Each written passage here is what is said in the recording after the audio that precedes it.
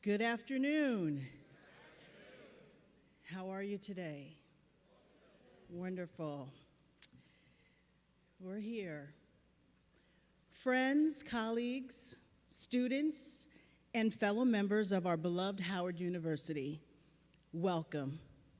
My name is Denise Saunders Thompson, and I'm the Assistant Dean for Administration of the Chadwick A. Boseman College of Fine Arts. Thank you all for being here today for Dean Raquel Monroe's 100-day reflection. We gather at a pivotal moment in our history as the Chadwick A. Boseman College of Fine Arts, and during times when forces around us demand not just adaptation, but a fundamental transformation of who we are and how we operate. Change is never easy. Institutional change can be particularly challenging, touching each and every one of us deeply, personally, and on a professional level. And I know many of us in this room and joining us online today can absolutely relate. While many of the colleagues sitting here in this auditorium share a long-standing history, 30, 40, 50 plus years with this institution, in the College of Fine Arts, in the Division of Fine Arts, and now the Chadwick A. Boseman College of Fine Arts, I say thank you. We say thank you. Howard University thanks you for your years and years of service. May we please give those people a round of applause.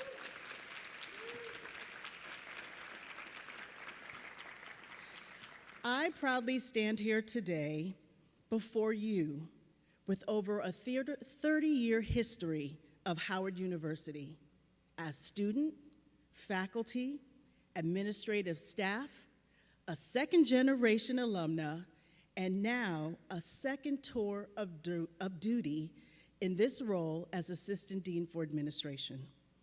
I've served 3 deans, Felicia Rashad, our inaugural dean, Dr. Gwendolyn H. Everett, our interim dean, and now Dr. Raquel Monroe, who will share and lay out for us the next stage of our journey and ask you for your partnership in navigating the transition ahead. Numerology, an ancient practice of using numbers in African spirituality, roots us in the belief that numbers carry energetic meanings that can reveal hidden truths. The number 3 has been a powerful symbolic meaning throughout time. It closely is associated with creativity, imagination, and evolution. It often encourages a journey of self-discovery, whether physical or spiritual, and the number 3 also represents luck and harmony in our lives. In African traditions, 3 is often the number of gateways, communications, and transformation.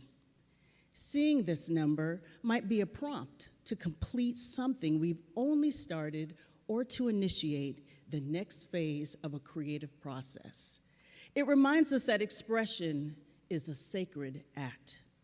And it may appear when you're meant to express more of your truth, especially through your voice, your writing, and your movement.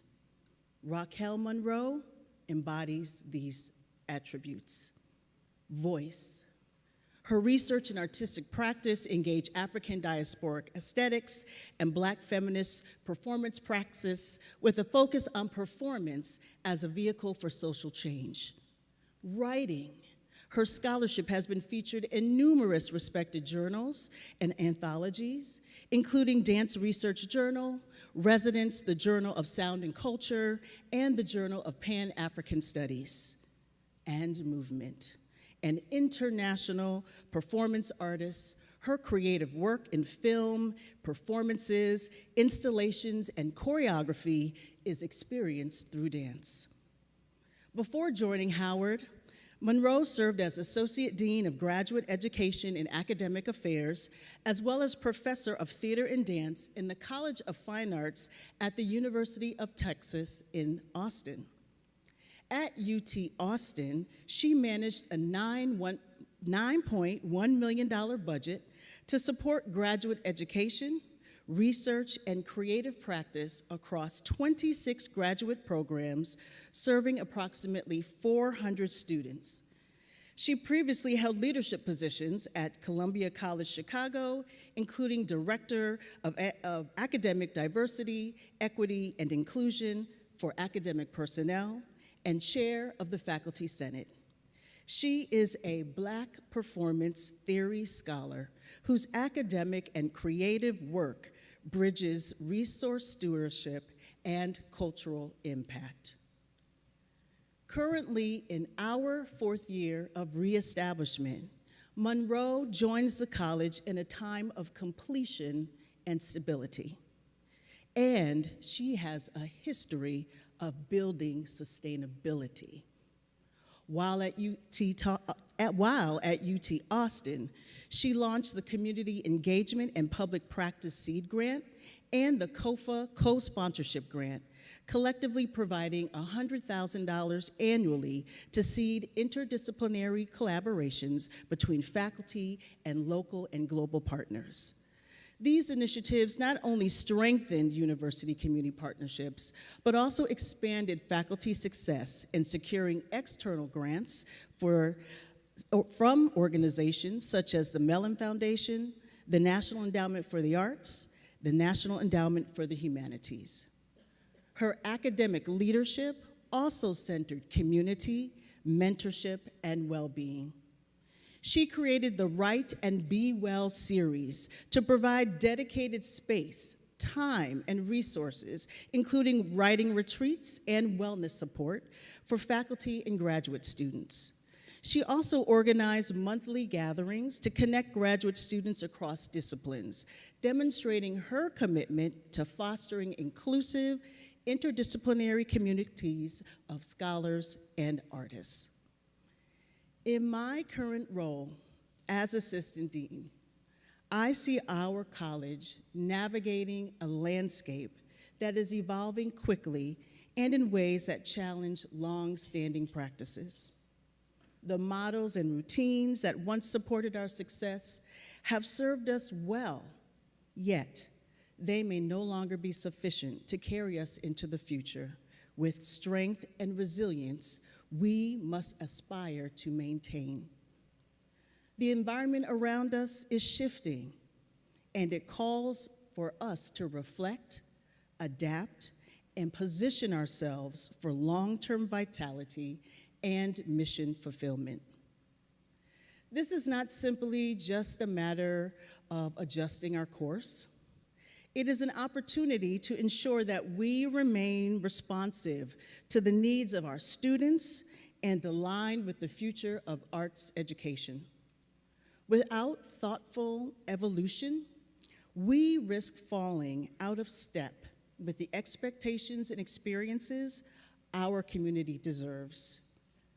I share these reflections with a spirit of partnership, knowing that our collective insight and action will shape a stronger path forward.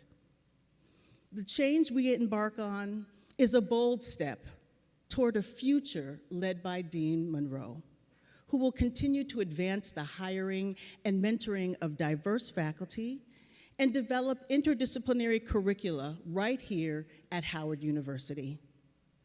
At UT Austin, she oversaw the expanding approaches in American Arts Strategic Initiative, which resulted in the recruitment of 6 new faculty whose work spanned the African, Asian, Indigenous, and Latinx diasporas. At Columbia College Chicago, she also developed policies that embedded diversity, equity, and inclusion in faculty search processes and tenure review criteria, contributing to a 12% increase in tenure-track faculty positions. Imagine the Chadwick A. Boseman College of Fine Arts with streamlined systems, where collaboration across departments is seamless. I've heard those conversations.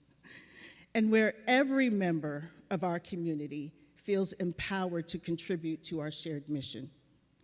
This is a future that I want all of us to help build, one that is clear, compelling, and within our reach.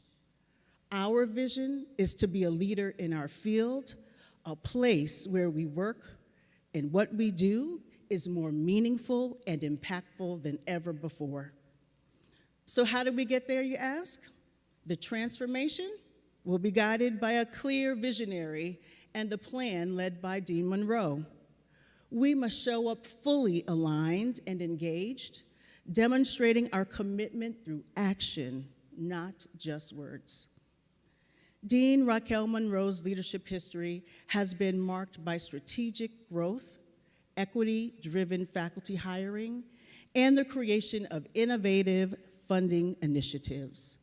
By working side by side with her, with transparency, in honesty, and with a shared purpose, we can ensure our institution, the Chadwick A. Boseman College of Fine Arts at Howard University, the only HBCU with a College of Fine Arts, the only.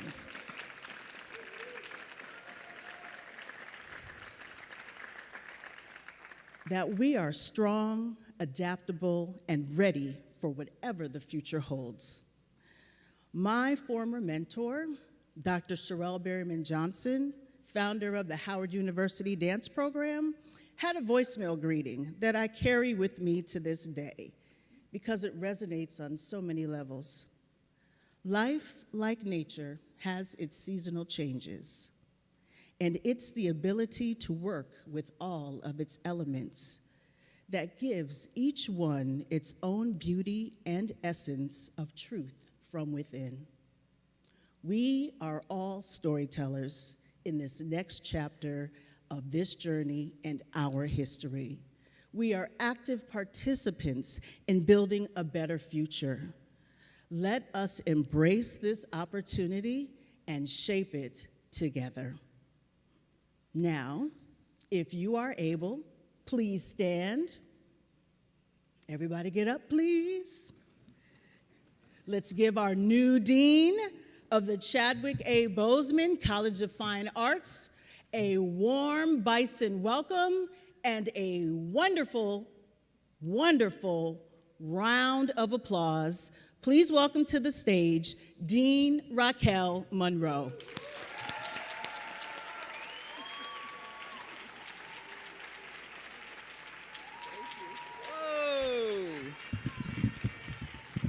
Thank you, everybody. Thank you, thank you. Thank you to Assistant Dean Saunders Thompson. Thank you all. Please sit down. I'm so excited to be here with you today. I'm so excited to be with you today. It's so nice to see all of you here and those joining us on the live stream. I just want to begin by just expressing my deep, sincere gratitude. I just want to say thank you, and thank you. First and foremost, to all of you, to family and friends and alumni and supporters around the country and around the world. I want to say thank you to our Dean Emeritus, the renowned Felicia Rashad. And I want to say thank you especially to Interim Dean, who is now retired, Dr. Gwendolyn Everett, who served the college for over 25 years when it was a college and a division and then became the Chadwick A. Boseman College of Fine Arts. She was the last interim dean. So I just want to say thank you to her. I want to say thank you. I'm going to take a moment with the gratitude, y'all, so please hang in there with me, but we have to step into gratitude. And there's no leader leads in a vacuum. You're only as great and as strong as the people that surround you. And I am here to tell you that I am supported by a fantastic team. And I want to take this moment to say thank you to each and every single one of them. I want to give everyone their flowers. I want to say thank you to our chairs of theater arts, of music, and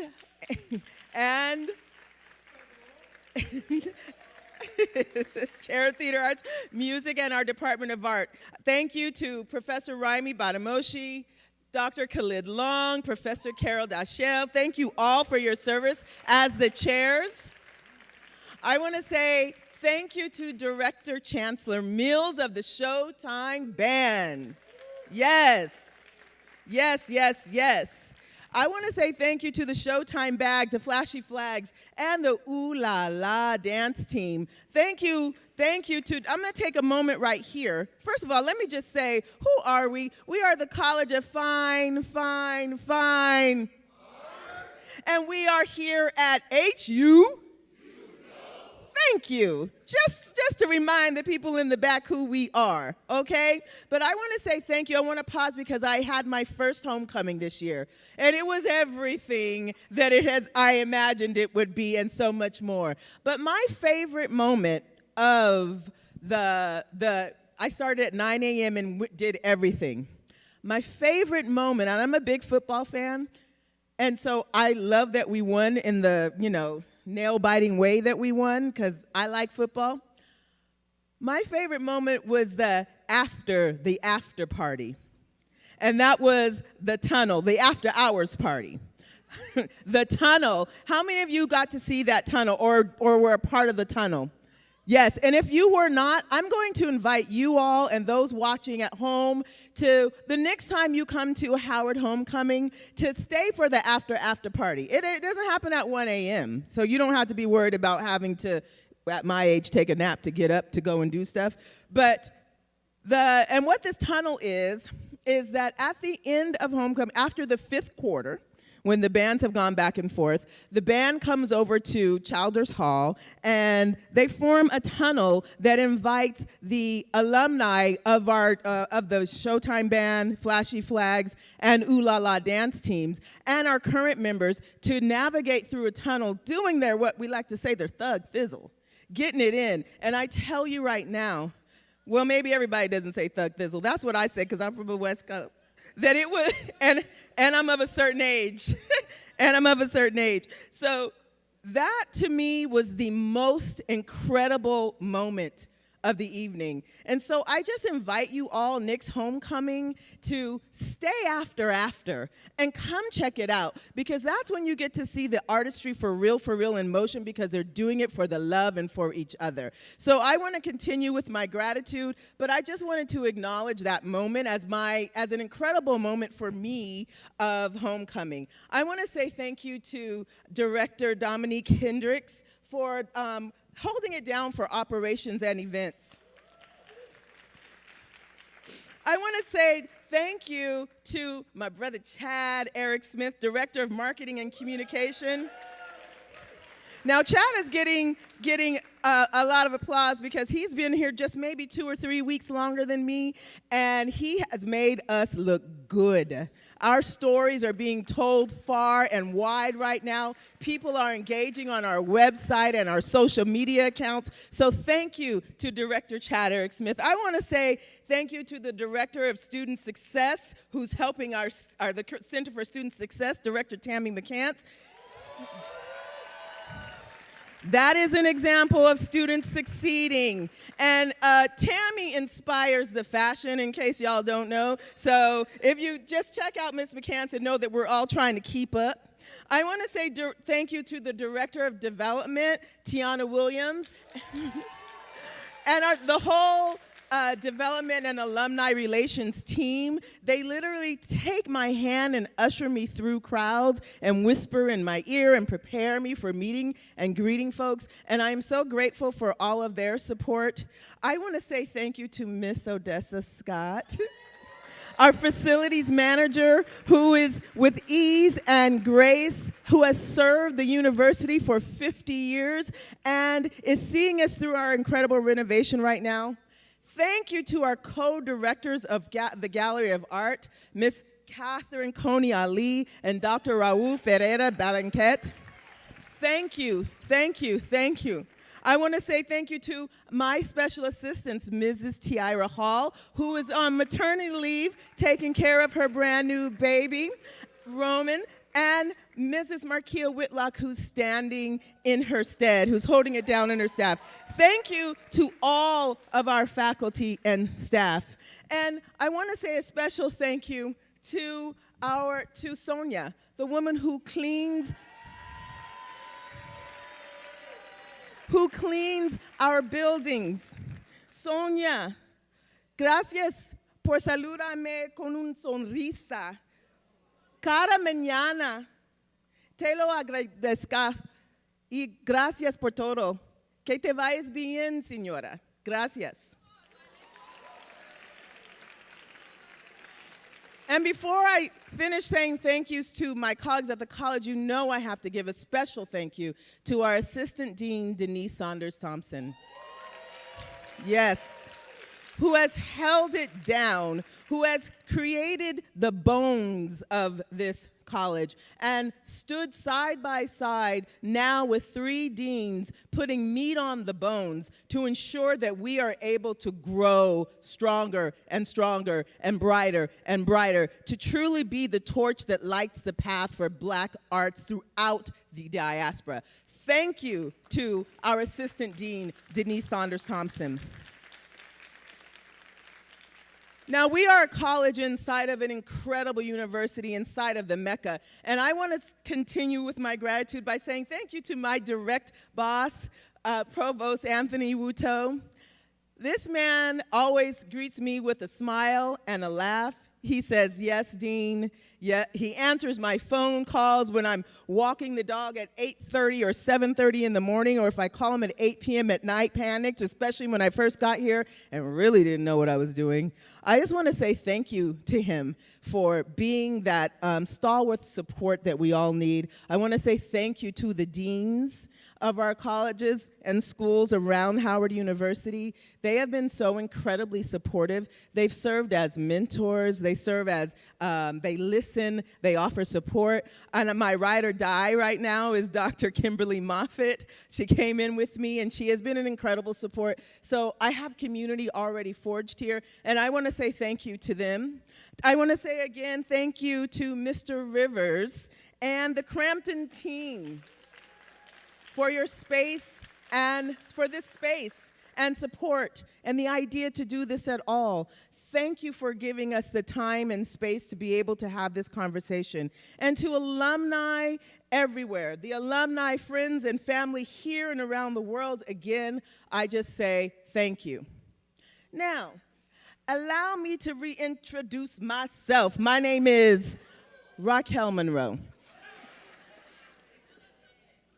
I'll tell you a little something. My name is Raquel Monroe.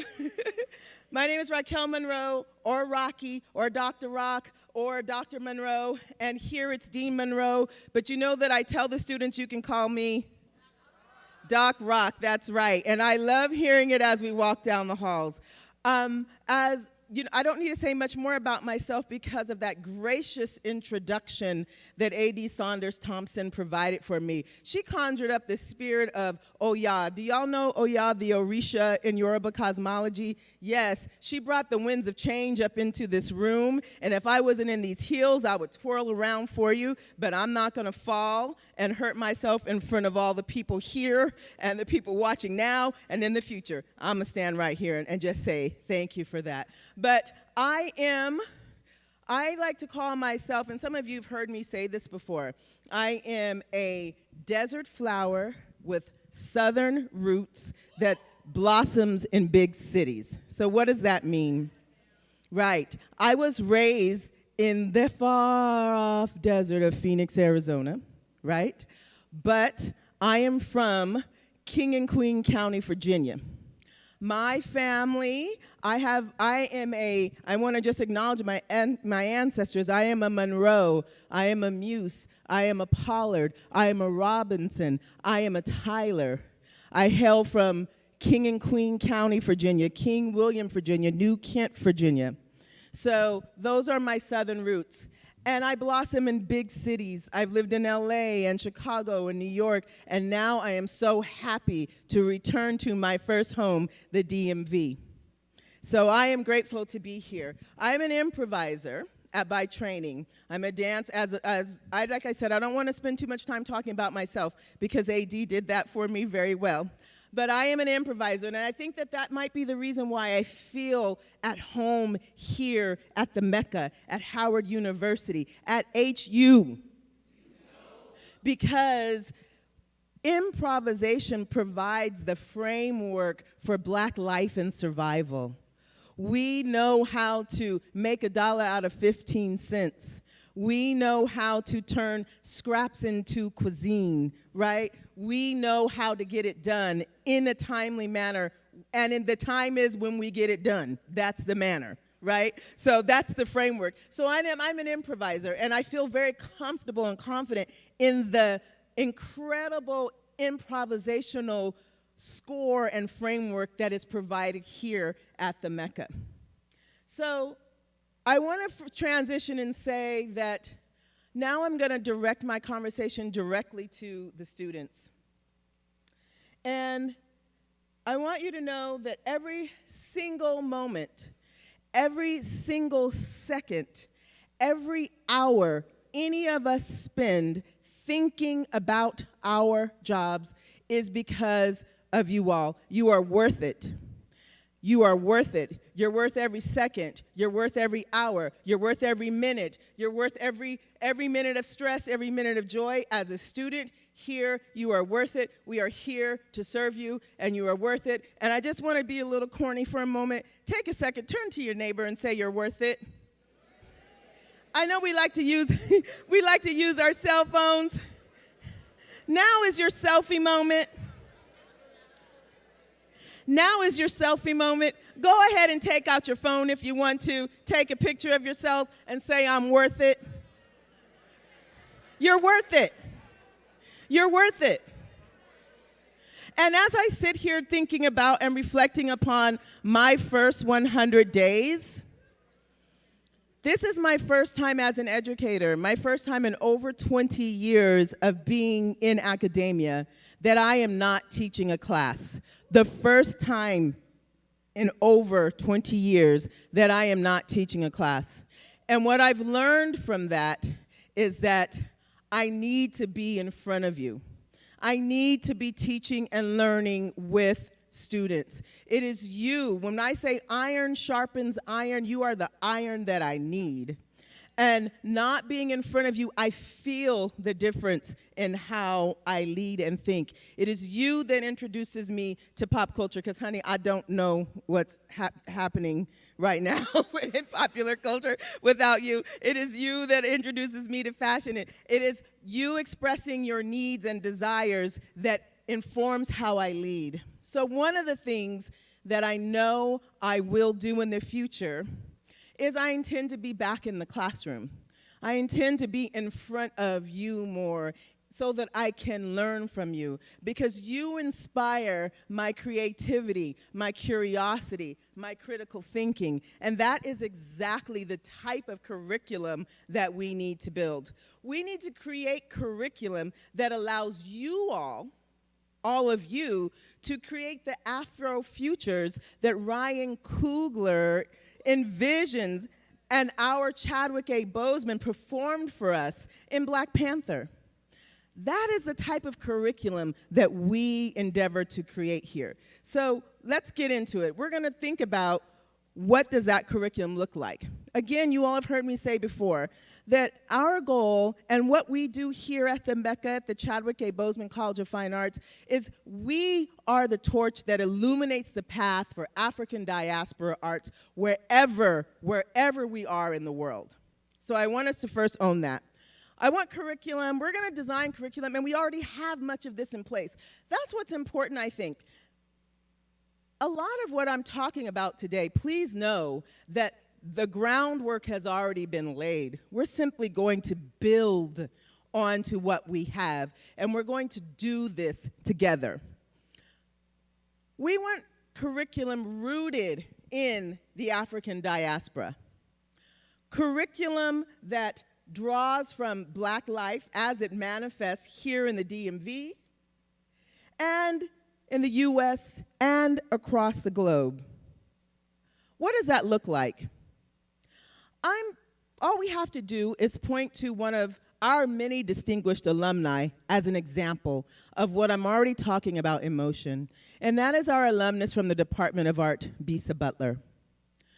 Bosse Butler quilts canvases that reflects our history, our present, and our fantastic futures to us.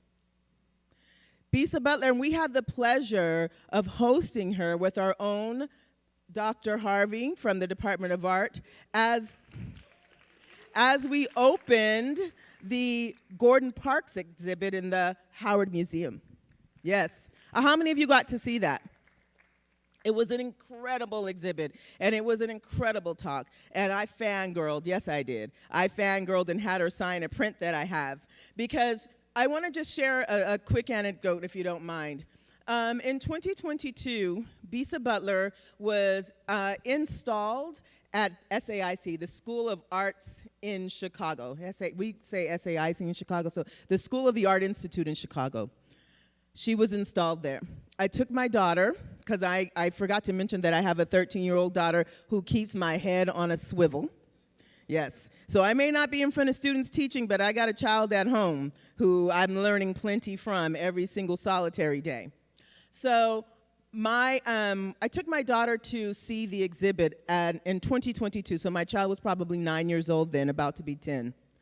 And she has a quilt that of the four little girls. So when we say the four little girls, we know in our history that we're referencing the four little girls who were killed by a bomb in the church in Birmingham, Alabama in the early 1960s. My daughter looked at this quilt, this canvas, and said, "Mom, was Grandma at church that day?" I get a little teary just thinking about it. Was Grandma at church that day? Yeah, Grandma was at church that day because she was the same age as those girls at the time, but she was in church in King and Queen County, Virginia, and not Birmingham, Alabama. But that just speaks to what art does. It was a simple conversation in a crowded museum.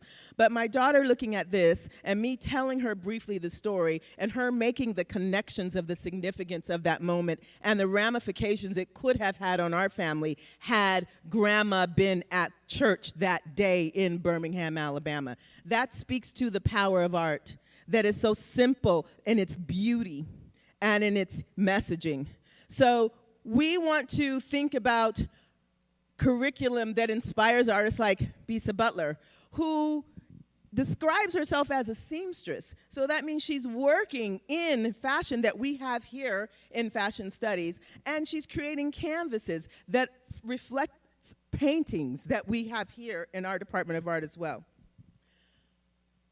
So I want to move to what I'm thinking about, our opportunities for advancing our curriculum. And this is one area that I think of honestly as low-hanging fruit, and many of you have heard me talk about this before, and that is hip-hop as scholarship. There is an interdisciplinary hip-hop minor here in the university, but we don't have a hip-hop major. And I want us to create a hip-hop major that is grounded in the practice, because, yeah.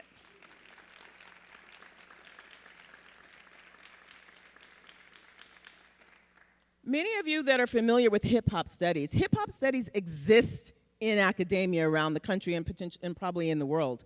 But it exists largely in African American studies, in sociology perhaps, or in institutes.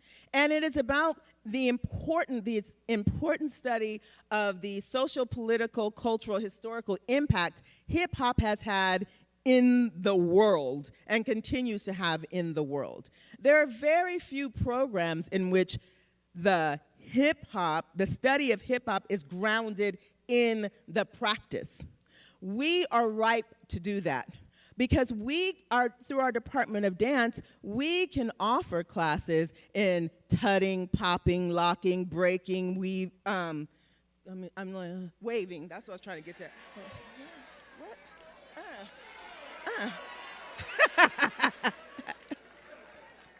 I'm from the 80s, yo. We can offer those classes. In our Department of Art, we can offer classes that engage us in the conversation between graffiti and graphic design, graffiti and painting, graffiti and digital art. In our Department of Art, we can offer classes to think about, and we already are, hip-hop and fashion. But what does it mean to provide space and education and capacity to create the next designers of hip-hop fashion, which we probably are already doing? But what does it mean to do it with intention? And in our Department of Music, what does it look like to expand our offerings to include DJing, emceeing? We already have incredible production, right? But how do we create the space so that we can fully embody the Black expressive culture of hip hop? And we are uniquely positioned to do so because we are the Mecca, but also because of where we sit in the DMV. One of the things that's so exciting about being here that I don't think people understand until they are here and live here is the international Blackness that is here with us. I had the incredible privilege of going to Young Griots and seeing one of our playwright minors, or maybe one of our playwright minors, share a snippet of a play that teases out the conflict between African American young people, young adults here, born and raised in the United States, and first-generation African immigrants, that sort of tension between the two, because we're having to rub elbows side by side. So what does it look like to put hip-hop in conversation with Nigerian Afrobeats? Yes, what does that look and sound like? What are those dances looking like? Hey, what does that look like? What does it look like to put hip-hop in conversation? What does it look like, sound like, move like, to put hip-hop in conversation with hip-hop in Senegal, or hip-hop in South Africa, or hip-hop in Rwanda, or hip-hop in France and Korea and China, right, in Latin America, because hip-hop is everywhere. And we are so fortunate because all of those countries are here in the DMV, and many of those students attend college right here. We have an opportunity to think about the significance of this Black cultural production and how it circulates, and to be at the path to gather people here at the Mecca.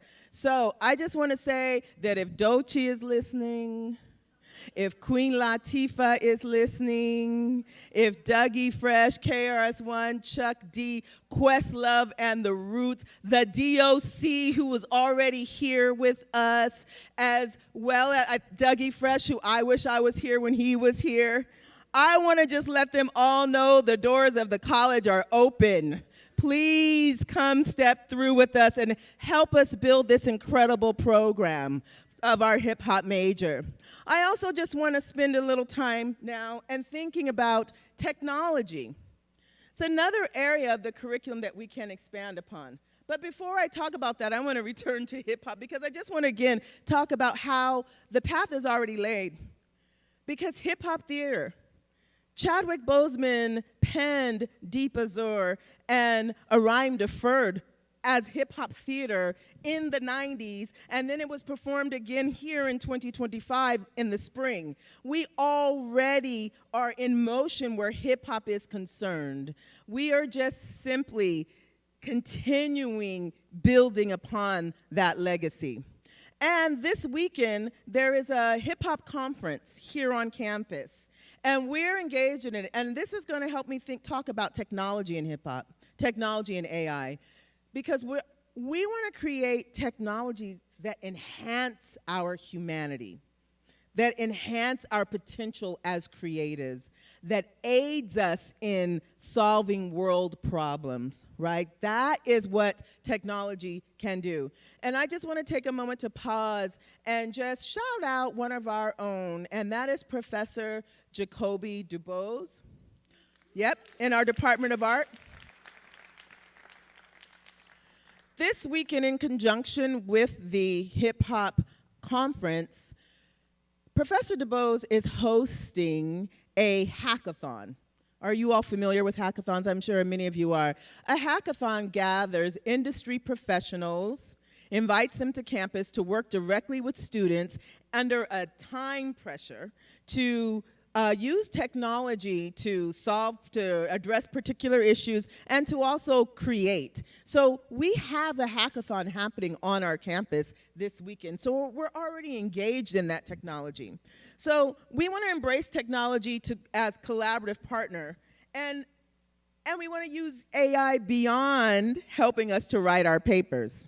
I'm just going to say that. I want us to think about motion capture studios, because it is through motion, do you all understand, motion capture studios. We need a motion capture studio, and I believe DuBose and others are already working in this capacity. But a motion capture studio that would allow us to work with public health, to work with scientists, so that they can attach those technologies to the body, that allow us to see what's happening when an artist is in the process of making. This can advance our healthcare practices. It not only advances our artistry as well, but it informs neurological function. What is going on in the artist's brain when they're making? Motion capture studios allow us to understand what our own technologies. It helps us to understand the technologies of the body. So, like I said, we're already headed in that direction with the work that we're doing here, because the future of arts and design it's not a choice between technology and creativity. It is a commitment, as I stated, to use technology to amplify creativity. So next area of our curriculum that I'd like for us to continue making advances. And this is in the words of Blue Ivy and Sir and Rumi's daddy. Because you are not a businessman, you are a businessman. And we want to give you the tools and capacity to be about your business. Because show business is real, y'all. Show business is real. And artistry must be sustainable, which is why we want you to leave here with both business and creative acumen. So we're thinking about how do we expand internships and experiential learning so that you're shaping the industry and not simply participating in it, but you are shaping industry. So we have arts management programming in areas, and I know that in the past there was arts management, but what does it look like for us to have arts management across the curriculum in all areas? How do we expand and deepen those offerings? I'm thinking about internships. Now, internships are tricky for us. Let's be real. So in undergrad, I was a dance major and a theater major because they were in separate departments, so I was a double major. All I wanted to do was get a gig. I wasn't thinking about, now this was a long time ago, we didn't have social media, and so the gigging was limited. And my dance teacher in the studio, in all of her infinite dumb wisdom, said to me, well, why are you going to college? You don't need to go to college. All you need to do is move to LA and get a waitressing gig. Oh, yes. I went to college, obviously. I went to college. I did graduate and get a waitressing gig. I did do that.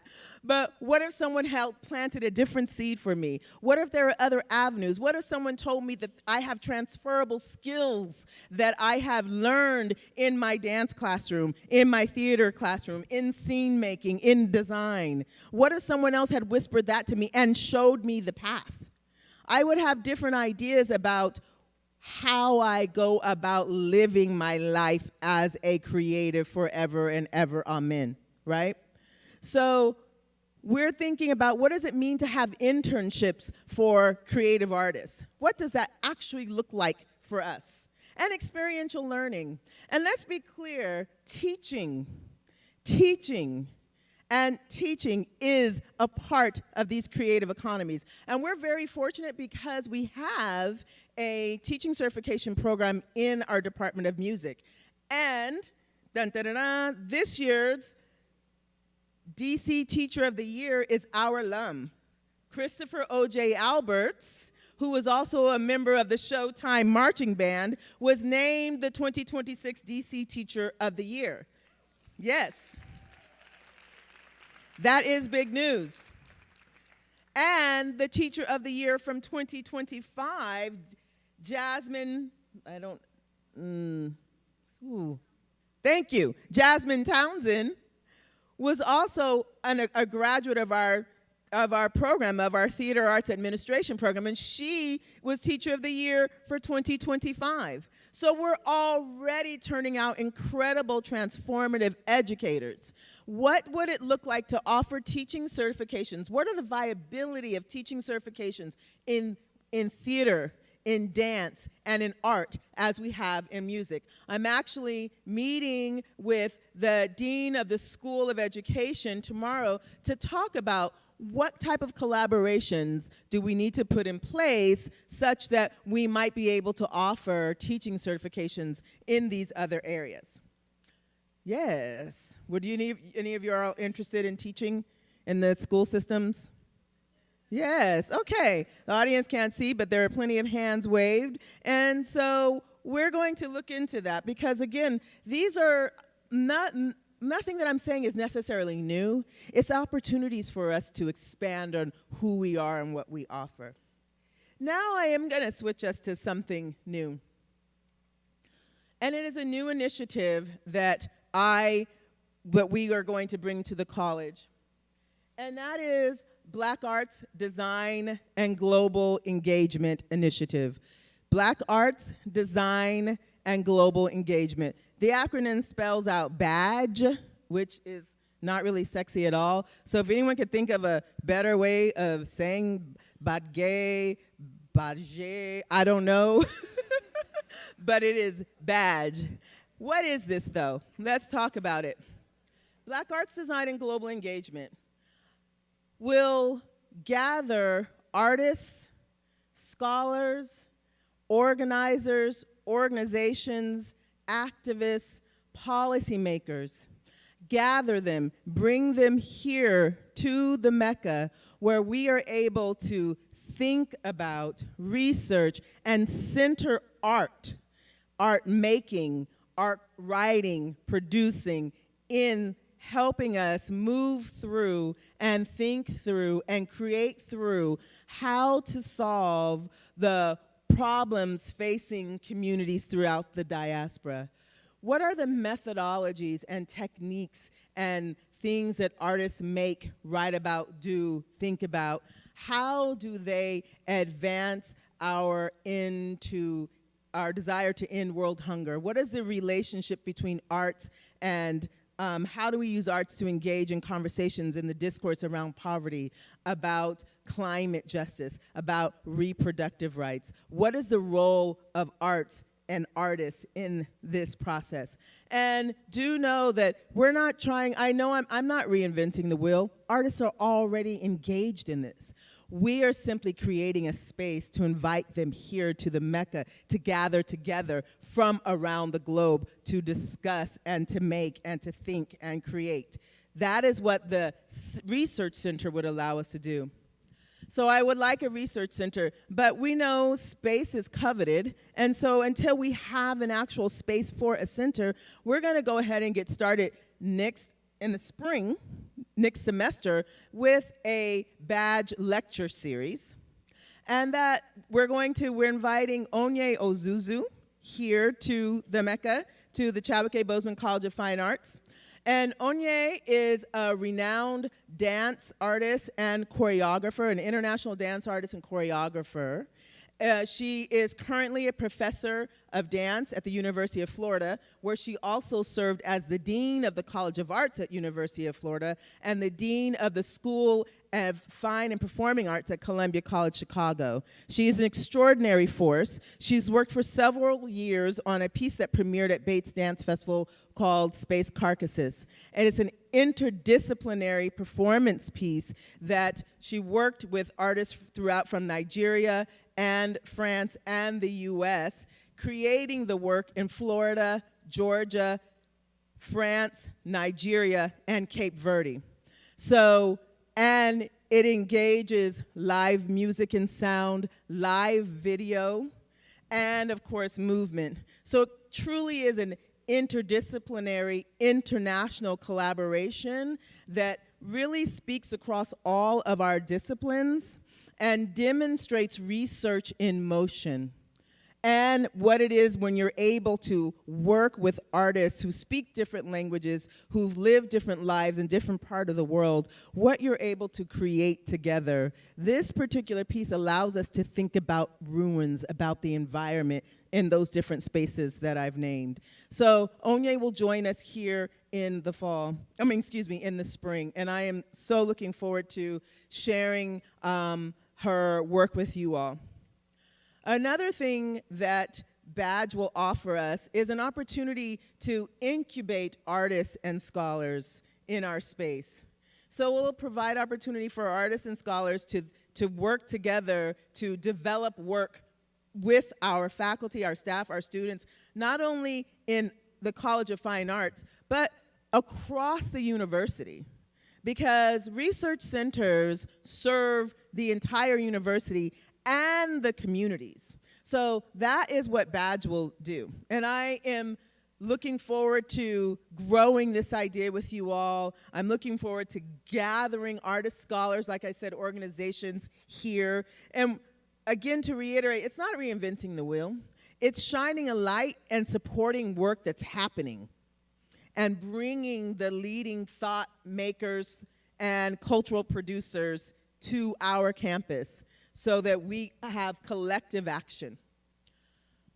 And an initiative that I don't have a slide for, but I want to talk about, and then it's another opportunity to express gratitude, is it's already in motion, and that's the Creative Arts and Health and Well-Being Initiative that was generously gifted to our college by our renowned alumnus, Taraji P. Henson.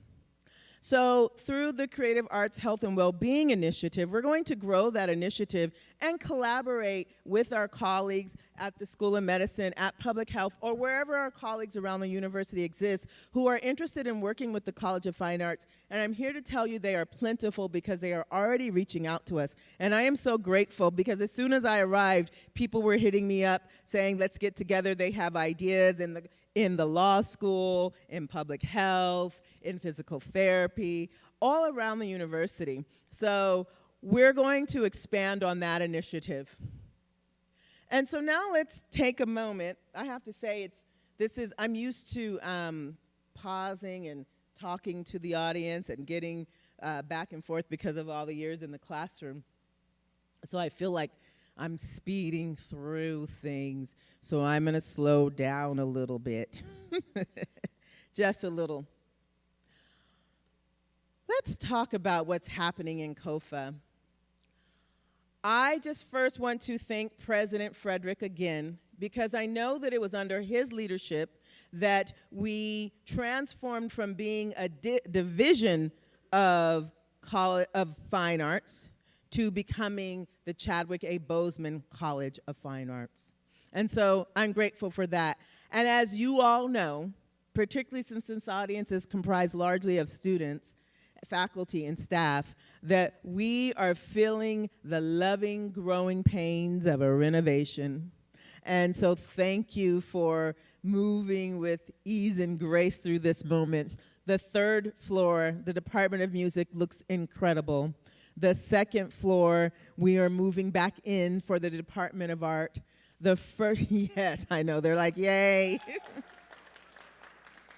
I'll pause there. We are moving back in. And then the first floor and the basement will be renovated starting in January and going through much of the fall. So our building will be fully renovated by spring. Hopefully it'll be by mid-fall, but for sure by spring 2027. And we are excited about this facelift that has been a long time coming. And we also have the Oddfellows building, right? And the Oddfellows building, we are going to work together as a community to figure out the best way to maximize that space so that we can ensure that you all are receiving the best that we can do with the space that we have. And we have great spaces. Now, let's take a moment, shall we?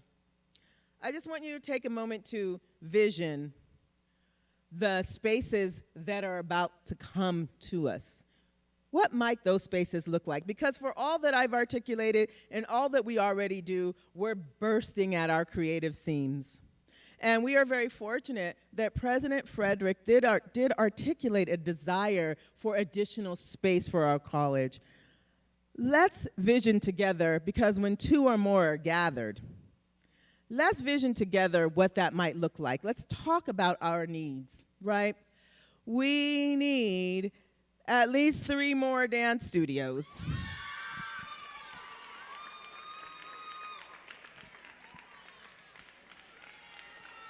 We need at least 3 more dance studios so that we can offer classes to non-majors, right? We need to open up.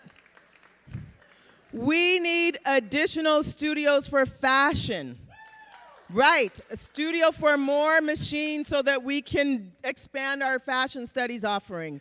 Yes, we need studios for our visual artists so that you're not painting in your bedrooms or trying to figure it out or sculpting or crafting in other spaces. We need dedicated studio space for that. We need a larger band room and chorale room for our band.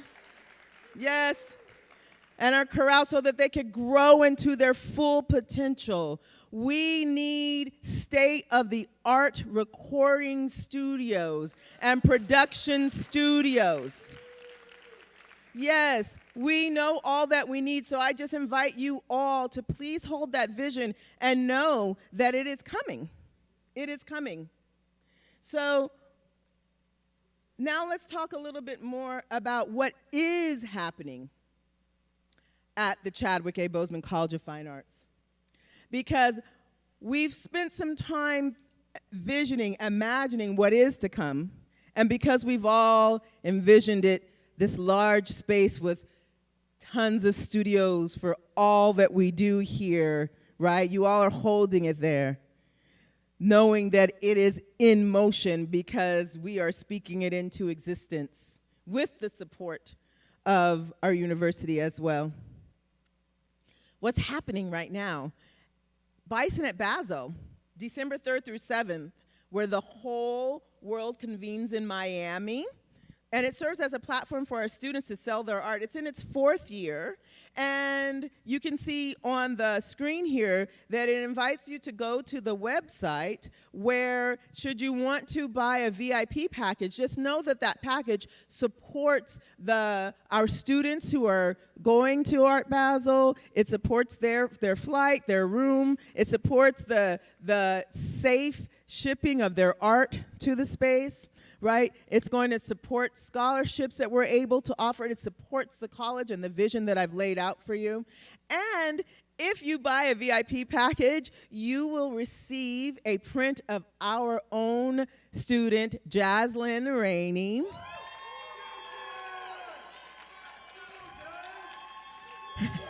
I know, poor Jazzy. Poor Jazzy's probably so embarrassed. But I just want to take a moment to shout out this incredible, gifted artist. I saw that painting yesterday, and I said, oh my goodness, Jaslyn, this painting embodies much of what I'm talking about, because in its brilliance and beauty, it demonstrates a future. It speaks to a future. It signifies a future that's grounded in the present. And Jaslyn had not ever heard any of what I've talked about here today, but the essence of what I talked about is captured in that work. And so for those of you who are going to purchase a VIP package and join us at Art Basel, you will receive a print. For those of you here, you're going to see it. You're going to see it. So don't worry about it. But I just want to just acknowledge that moment of synergy. And just as an example of the synergy that happens all the time on this campus, the Mecca is magic. And so, again, I'm happy to be here. And again, now I'm talking directly to the folks in the audience here watching now and who may watch in the present about how we grow together. One of the things that I greatly appreciated about President Frederick's State of the University address that he offered to the community at homecoming was that we are a family. And I have felt that profoundly in my 100 days here at Howard University. I have felt what it means to be a member, to be fully embraced by the Bison family. And then he urged us that we need to pour into the family, for the family to grow, that we need to pour into the family. He was inviting the alumni to pour into the family, to support our endeavors here. And so what we've done here at the College of Fine Arts is we've created an opportunity for folks to do just that. And that's the Living Legacy Endowment. This endowment I want this endowment to be a $5 million endowment that would allow us to give generous scholarships across Department of Art, Department of Music, and Department of Theater Arts. Yes. We named it the Living Legacy Endowment because you all are living legacies. We always talk about the legacy, our significant and impactful and transformative legacy of the alums who have graced these hallowed halls. But know that you are they, and they are you, right here and now. So we have started this endowment to support all of your efforts. But in order to have an endowment, this is a little bit of nitty-gritty, but it's important. You have to, in order for us to have an endowment, it has to have $100,000 in it. So we're right now in this moment gathering donations, fundraising to create this endowment. We're at the very beginning stages. We just started at homecoming. But know that that is coming, and it is an example of ways that we are offering to support. So none of this matters if we're not able to tell our story. And we've already established that we look good right now, thanks to Brother Chad, Eric Smith out here, for the work that he's done. Our newsletter, our social media, our website is getting more hits, more engagement than it ever has before. And it's echoing around the university and around the country. I have to tell you, I go out here in the DMV and I say I'm at Howard, and they go, oh, I read about you. And of course, that's like, a little unnerving and scary, but it's so significant to know that we're reaching people. So I'm going to encourage you all, as you are doing so now, to engage with our social media, our YouTube, our Facebook, Instagram, Twitter, X. Are we on Twitter? I don't know. Yeah, on Twitter and X. You can find out all about us and who we are and what we're up to via our social media. And so I just want to take this time and this moment to say thank you to everyone. Thank you for the time. Now, I imagine many of you are wondering, well, how are we going to do all this? Because I'm not doing a Q&A today, But know that you can question and I will answer to the best of my ability wherever you see me. But I want us to just know that this is a collaborative effort. It requires all of us to deeply engage. It requires your thoughts, your creativity, your efforts. And so I just want to say thank you to the College of Fine.